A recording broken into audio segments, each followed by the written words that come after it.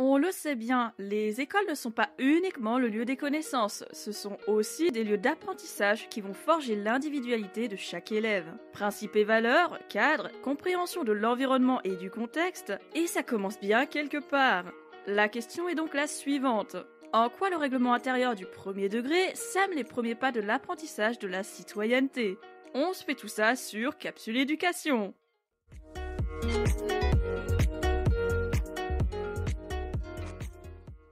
Juste un petit indispensable, un seul. Rappelle-toi, on a déjà abordé le règlement intérieur à 2 occasions dans cette saison 1. Première fois avec le premier épisode qui développait le caractère indispensable de ce document dans le second degré. L'épisode 16, lui, posait les cadres et les limites autour des tenues vestimentaires en milieu scolaire. Cet épisode-ci sera donc la suite de l'analyse du règlement intérieur, mais cette fois, c'est dans le premier degré qu'on va chercher.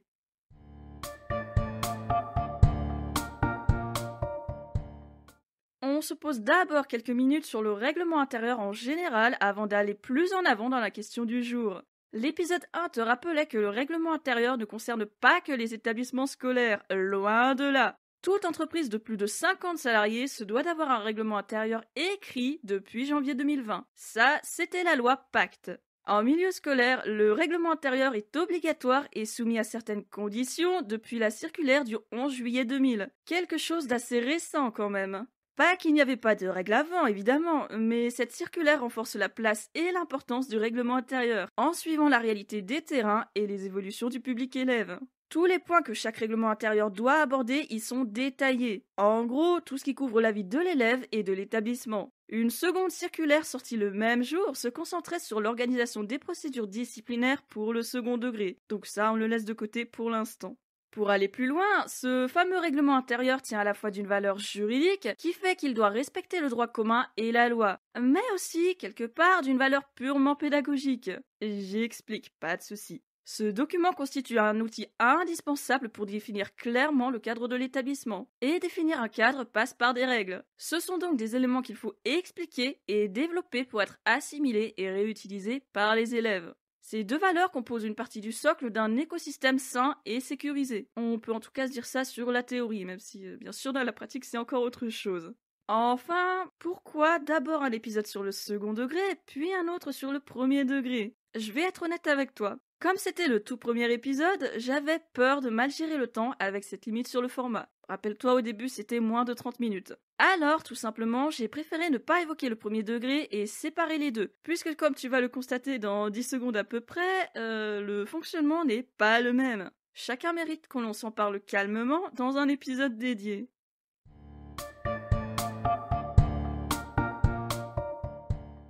Faisons simple. Comment est-il construit ce règlement intérieur des écoles maternelles et élémentaires? Comme le document du second degré, celui-ci définit l'ensemble des règles de vie de l'école et fixe les droits et les devoirs de la communauté éducative. Comportement, horaires, modalités d'information aux parents, règles d'hygiène et de sécurité, liste des objets interdits ou dangereux, mesures punitives ou mesures positives d'encouragement y figurent aussi. Bref, quoi qu'il arrive, ça reste un document bien dodu comme on aime.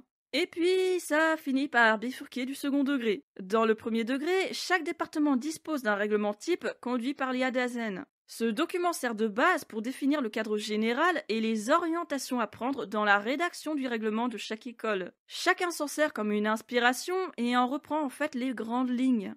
Avec ça, on peut se dire que forcément, les règlements des écoles d'une commune se ressembleront. Et pourtant, ce n'est pas toujours le cas, et ne sont pas tous pareils. Là où, plutôt, dans le second degré, il n'y a pas de règlement type, mais un regard des directions des services départementaux pour les collèges et les rectorats d'académie pour les lycées.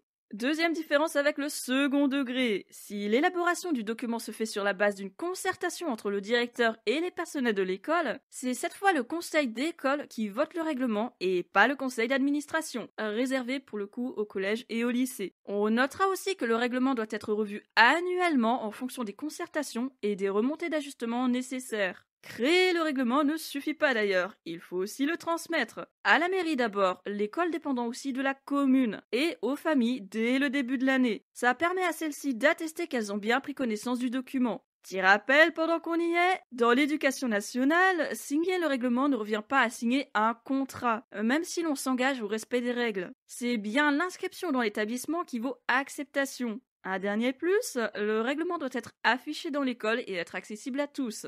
J'ai envie de te demander qu'est-ce que c'est vraiment le règlement intérieur? Et tu vas me dire que je rigole. Eh ben non! Le règlement intérieur, c'est d'abord un texte dit normatif, donc juridique, avec des règles et une autorité, un rappel de ce qu'est le cadre scolaire. C'est aussi un texte éducatif puisqu'il amène l'élève à se responsabiliser progressivement par l'apprentissage de règles collectives et individuelles. Enfin, bien sûr, c'est un texte informatif à qui on peut se référer si l'on est dans le doute sur les droits ou les obligations, ou même sur une partie de l'organisation de l'école. Quelques autres éléments. Comme pour le second degré, il est impératif de faire figurer les modalités concernant les soins et les urgences dans le règlement ou en annexe, ainsi qu'une charte de laïcité et les mesures de prévention du harcèlement. Et puis, aucun élève ne peut être privé de la totalité de la récréation, même pas dans une mesure punitive.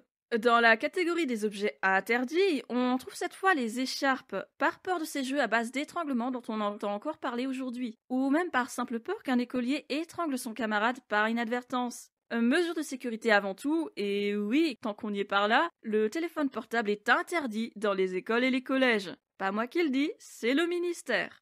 Tu auras aussi pu voir que, contrairement au second degré où la signature des parents est exigée, ici ce n'est pas le cas. Par contre, ils peuvent tout à fait s'y référer au cours de l'année, comme les enseignants, évidemment, et les élèves aussi, quand même, n'oublions pas. Et comme le public est encore jeune, qu'il entre tout juste dans un cadre scolaire, c'est indispensable que les familles prennent connaissance du document et accompagnent la démarche d'apprentissage de leur enfant, qu'ils parlent des règles, qu'ils les expliquent, en complément des explications des professeurs des écoles, parce que les règles de la maison ne sont pas toutes celles de l'école, et que c'est le moment d'apprendre les différences entre les différents cadres. Oui, je sais, beaucoup de différents dans la même phrase.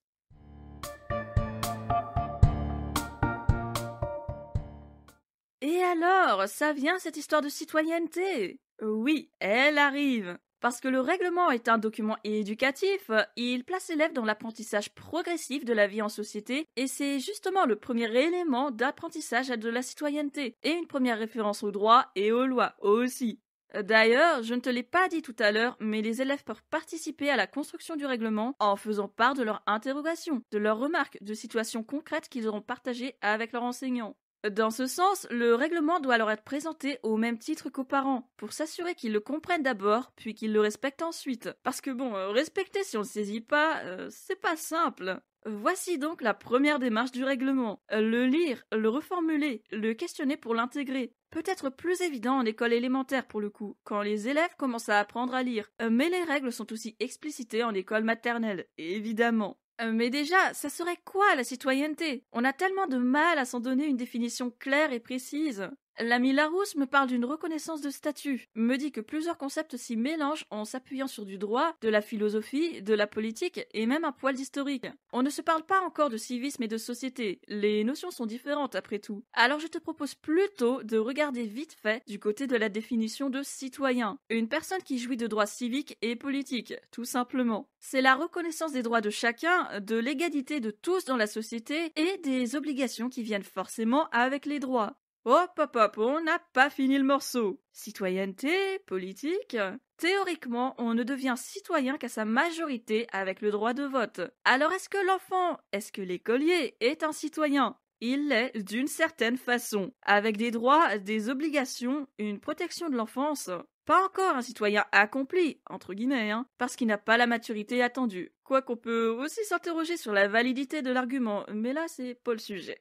Ce qu'on en retient, c'est qu'à travers l'école notamment, l'école dans son sens large, l'élève est amené à devenir un citoyen par les apprentissages formels et informels qui lui seront transmis par tous les personnels de l'établissement. C'est pas pour rien qu'on entend parler de parcours du citoyen dans l'école en général. Un élève qui n'est pas encore un citoyen politique entre guillemets toujours, mais un citoyen en devenir. L'école au sens école maternelle du terme pose le tout premier jalon du civisme et quelque part de la citoyenneté, en introduisant la notion du collectif et de règles auprès des tout jeunes élèves. Ils apprennent qu'au-delà d'être des enfants, ils sont aussi élèves quand ils changent de cadre, et leur participation au collectif et au respect des règles les lance progressivement sur la voie de la citoyenneté. Le travail de réflexion et d'apprentissage de la citoyenneté se poursuit alors à l'école élémentaire, où cette fois, professeurs des écoles et élèves peuvent y consacrer plus de temps et réfléchir en profondeur.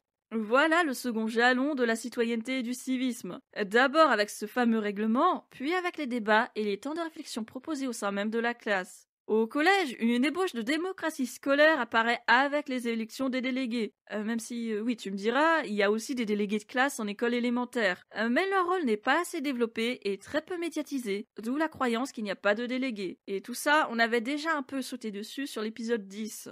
Ensuite viennent les instances et les opportunités pour s'engager dans l'établissement comme en dehors de l'établissement. File écouter l'épisode 13 et ses exemples de volontariat ou d'engagement si tu veux en savoir plus. Les initiatives citoyennes sont plus vivaces à partir du collège, voire au lycée, mais quand même, tout commence bien à l'école élémentaire. Et l'élève se forme déjà à devenir un citoyen, de lui-même comme avec l'accompagnement des personnels.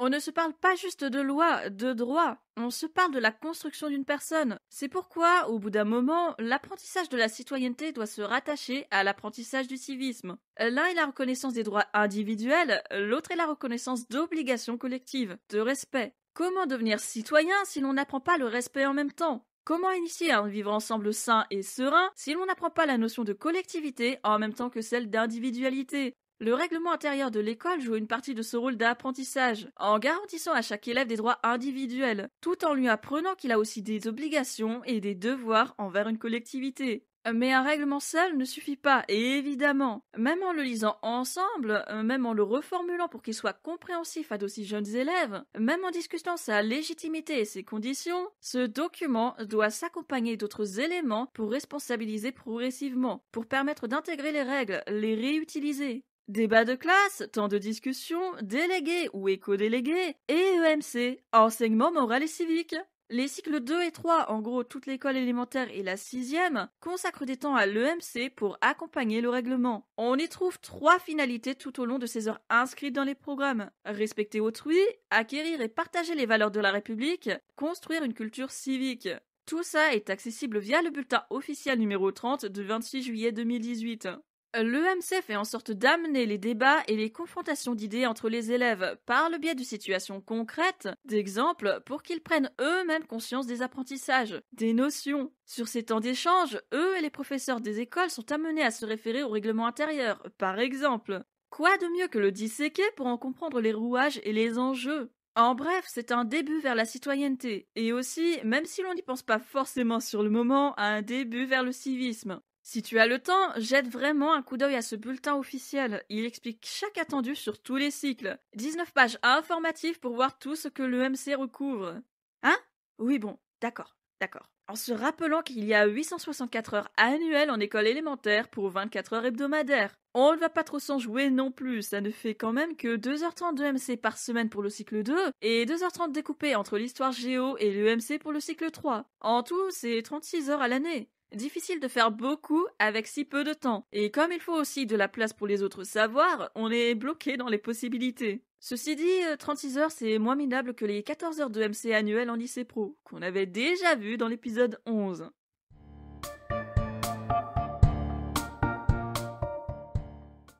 Les débuts de la citoyenneté et du civisme, les débuts du cadre scolaire et de l'avenir aussi. De futurs citoyens que l'on forme petit à petit, et la citoyenneté s'exerce dans un cadre, mine de rien. Parce que, tout simplement, c'est avec le règlement intérieur que les écoliers entrent en contact avec les notions de respect, de ponctualité, d'assiduité, de discipline, entre autres. Et que ces éléments-là, ils les retrouveront tout au long de leur scolarité. Tout un socle qu'ils apprennent à appréhender et à réutiliser dès le plus jeune âge. Bon, ne brûlons pas les étapes. De quoi qu'est-ce, ce fameux cadre dont je te parle tout le temps? Cadre tout court. Larousse nous parle de limites dans un espace et de limites d'action. On comprend alors que le cadre est une succession de règles et de limites clairement établies dans une situation ou un espace spécifique. Cadre scolaire, ça serait donc des règles et des limites au sein de l'établissement. Rien de plus simple. Le pourquoi du comment d'instaurer un cadre scolaire? Tous ces éléments favorisent une atmosphère saine pour apprendre, pour se former, dans un cadre sécurisé et sécurisant. Ne pas poser de cadre, ne pas poser de règles, de limites aussi, c'est risquer d'amener une certaine forme de chaos, une structure déstabilisée qui n'est finalement plus en mesure de garantir sécurité et sérénité dans le cadre défini. Le règlement intérieur, qu'il soit dans le premier, le second degré ou l'enseignement supérieur, vise à éviter au maximum les perturbations qui n'ont rien à faire dans le cadre scolaire. Dans le cas du premier degré, le public encore en construction a besoin d'un cadre rassurant, de repères, et c'est le règlement qui lui offre ces deux éléments. Bon, on ne va pas exagérer, ce n'est pas lui qui va tout régler. Ce n'est pas lui non plus qui protège de tout. Tous les personnels de l'école contribuent à renforcer cet espace sécurisé, à affiner les repères, alors rendons leur justice un peu. Repère indispensable, je te dis ça aussi parce que, comme je viens de te le dire, il y a deux cadres pour l'enfant. Celui de la maison d'abord, ou de son espace de vie, avec ses responsables légaux. Et à l'école, les règles changent, les repères changent, la marge de manœuvre aussi. Initié par l'école maternelle et renforcé par l'école élémentaire, ce nouveau cadre avec de nouveaux repères demande forcément un temps d'adaptation, d'où le besoin de prendre des temps spécifiques pour décortiquer le règlement intérieur de l'école, apprendre aux écoliers ce qu'on attend d'eux, assiduité, c'est-à-dire être impliqué dans ses apprentissages et se présenter à toutes ses classes, tous ses cours, respect de soi et d'autrui, ponctualité, et leur apprendre qu'en cas d'erreur, de bêtises ou de faute, ils peuvent ajuster leur comportement. Et oui, quand il y a des règles et des obligations, il y a aussi des punitions et des sanctions en cas de manquement. C'est donc aussi le règlement qui va leur apprendre que s'ils ne respectent pas les règles, s'ils ont mal agi, il y a une conséquence aussi. Et ce n'est pas une conséquence qui s'en prend à leur personne, c'est une conséquence en réponse à un manquement de leur part. C'est aussi important de leur apprendre à faire la différence. Et là, attention, se pose la question du cadre. Est-ce que c'est un cadre qui dirige tout, absolument tout, sans prendre en considération la situation individuelle? Est-ce que c'est un cadre qui se contente de limiter? Poser un cadre juste pour poser un cadre? En fait, de la même manière que le règlement type sert de base au règlement de chaque école, le règlement tout court fait office de base, d'ossature j'oserais même dire, pour créer une atmosphère studieuse et sereine au mieux. Une ossature solide, mais pas gravée dans le marbre, qui apprend la citoyenneté et le civisme aux élèves, mais qui accepte aussi les ajustements, les questionnements, l'individualité. Bref, un règlement qui sait s'adapter à une situation individuelle, au cas par cas, sans favoriser un cas plus qu'un autre. Ni un cadre qui dirige, ni un cadre qui limite, c'est un cadre qui pose les bases de la scolarité et de l'avenir. Tout ça en laissant les élèves se l'approprier dès leur entrée dans le premier degré. Quand je te dis qu'ils peuvent contribuer à la construction du règlement, c'est sûr que d'aussi jeunes élèves n'auront pas forcément une grande influence sur tout un cadre. Ceci dit, ils participent bien à la démarche, en particulier lors des temps d'EMC justement, parce qu'ils apprennent le dialogue, ils apprennent à interroger, à ne pas se contenter de mots, mais à apprendre le concept derrière, la notion, les enjeux, la nécessité d'avoir des règles et des limites. Ces temps de réflexion les amènent finalement à comprendre qu'ils ont le droit d'interroger ces notions, de les remettre en question, même s'ils doivent continuer à respecter le cadre, à jouer un rôle. Et plus leur scolarité avance, plus, peut-être, ils ne considèrent plus le cadre scolaire comme un carcan ou une barrière qui les empêche d'être eux-mêmes, qui les punit quand ils ne se conforment pas. Peut-être, voient-ils ce cadre comme une partie de leur apprentissage, de leur avenir de citoyen, de salarié, parce qu'il y a un cadre pour chaque situation. Et on s'en doute, c'est plutôt un raisonnement utopique pour le coup. Certes.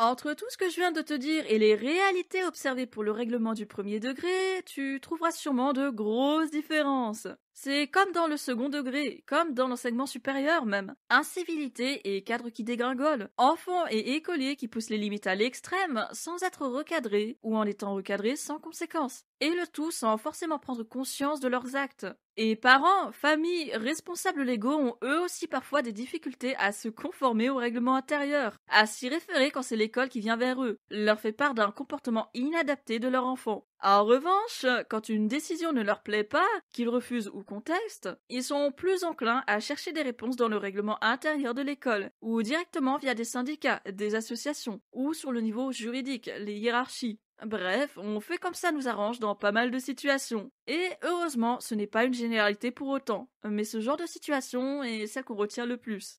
Est-ce que j'ai une réponse à ça? Non, malheureusement. Est-ce que j'observe ces incivilités qui peuvent grimper à plus qu'une incivilité? Oui, même dans le second degré. Mais voilà, dans le premier degré, la situation se dégrade peut-être plus vite si j'en juge par les témoignages de collègues, ou même de parents qui constatent les difficultés des enseignants et des élèves. On en vient quand même à ne plus prendre de mesures quand un élève frappe un autre élève, crache sur un enseignant, malmène les ATSEM ou les AESH présents. Quand un parent excédé préfère s'en tenir à la hiérarchie de l'école plutôt qu'à un dialogue avec l'enseignant ou le directeur d'école, pour des broutilles parfois.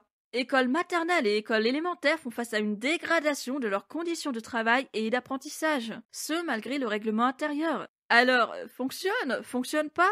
Certaines écoles vivent bien, d'accord, mais d'autres sont aussi au bord du gouffre. Et si pour une partie des classes, le premier pas vers la citoyenneté se passe relativement bien, s'intègre bien, pour d'autres c'est clairement pas gagné. Le pire étant qu'on ne peut même pas définir de profil en fonction d'où se produisent la majorité des incidents. Non, ce n'est pas qu'en éducation prioritaire. Non, ce n'est pas qu'en école publique. Ces mises à l'épreuve sont observables partout et ne concernent pas qu'un groupe.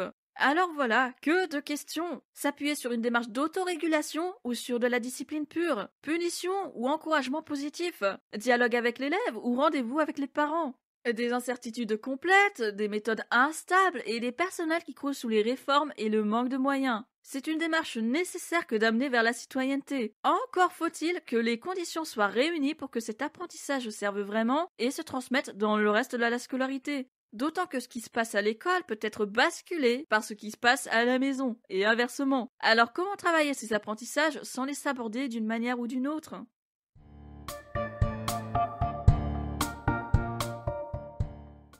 Oh, l'école élémentaire, ça remonte à loin pour moi. De ce dont je me rappelle, par contre, on n'a pas beaucoup consacré de temps à l'enseignement moral et civique, encore moins au règlement. Mais bon, la génération actuelle n'est plus ma génération. Tant de choses ont changé, difficile de pouvoir me comparer à nos élèves actuels. Par contre, ce que je vois clairement, c'est que les élèves de collège et même de lycée manquent de plus en plus de discipline, qu'ils ont des difficultés dans leur apprentissage et qu'en général, le règlement intérieur n'a de valeur que quand ça arrange par-ci ou par-là. Même si, je sais bien, ça dépend des établissements, de toute la communauté éducative. Et comme un règlement ne tient pas qu'aux élèves mais aussi au personnel, au soutien de la direction notamment, je me doute que c'est bien plus complexe que ça. Quant à dire que les responsables sont les professeurs des écoles, c'est non, non et renon. Et j'aimerais qu'on arrête de les accabler perpétuellement, de pointer des supposées défaillances. Défaillances, oh là, oh oui, il y en a, d'accord, mais elles viennent de quelque part. Des heures qui disparaissent, des classes surchargées, des postes supprimés dans tous les corps de métier de l'éducation nationale, du budget ou du manque du budget.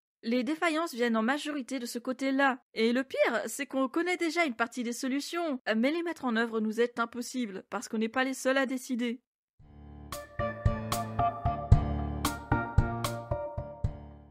On peut se dire que le règlement intérieur est le tout premier pas vers l'apprentissage de la citoyenneté, du civisme, qu'il doit être connu des élèves au plus tôt. Mais on se rend aussi compte que cet apprentissage a ses limites, que le règlement lui-même a des limites, et qu'il ne fait pas office de référence absolue, qu'il peut être facilement compromis, remis en cause et pas juste remis en question. À ce titre, quelles seraient les mesures à prendre pour réaffirmer l'efficacité du règlement intérieur ? Allez, vendredi prochain sur Capsule Éducation, même horaire, même endroit, toujours.